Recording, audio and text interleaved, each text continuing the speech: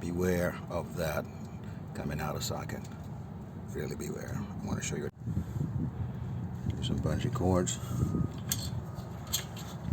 Attaches to the lower side of it. And then, as you can see, it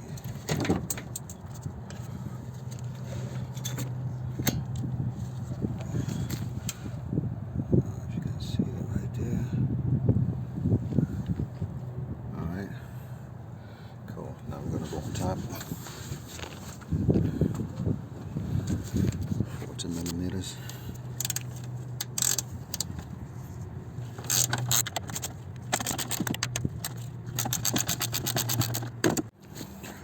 Take 2 nuts off, leave the easier access one on it, just a few threads.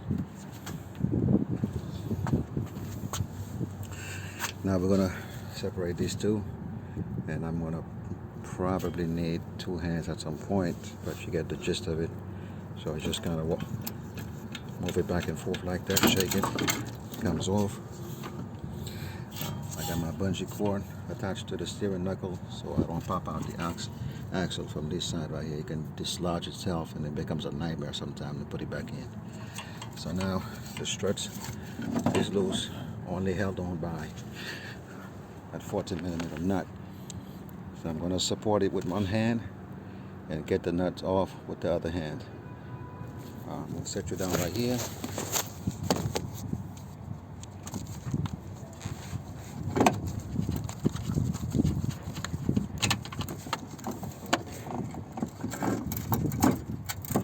Right. And that's about it. There she goes. So doing it with one hand and one hand with the camera, so you know you can do this. Alright guys, always compare the two parts before you go in. Save yourself some headache in case it's the wrong one. This is the best time to find out. Part number. Okay. So going back in, it's just sometime when you go back in, this part may not want to line up. Okay, look at it. It's not lining up with the hole.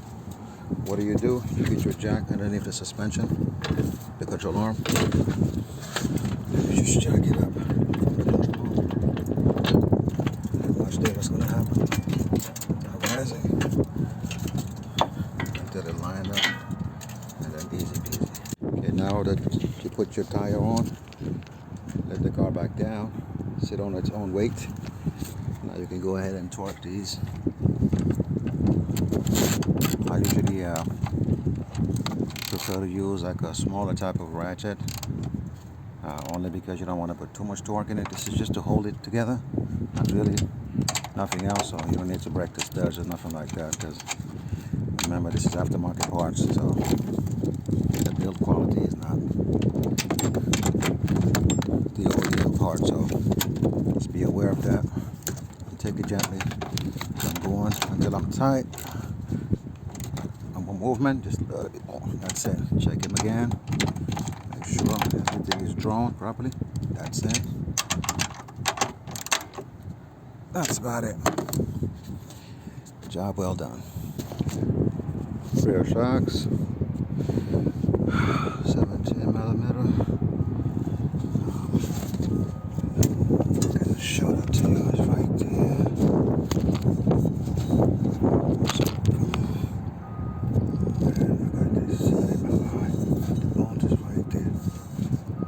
Nut is welded.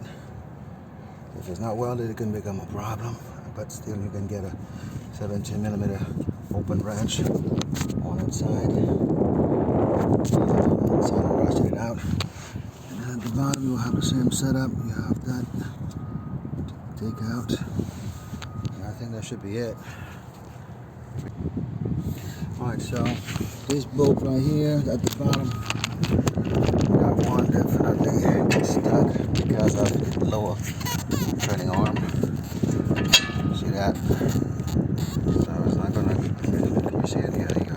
So it can't come out. The top one, I wasn't able to take it out, as you see, but the lower one, I'm seeing something else here. The good thing about it is, this is bolted on. Like this whole shock is sitting on this bracket, and the bracket is bolted on, as you can see, onto the knuckle. So I'm just going to loosen those two bolts. That should drop, and the shock should drop with it. And there you have it. So don't even bother removing that bolt unless you don't have an impact gun. You want to use the leverage while it's in the car. Then you will definitely take this one loose.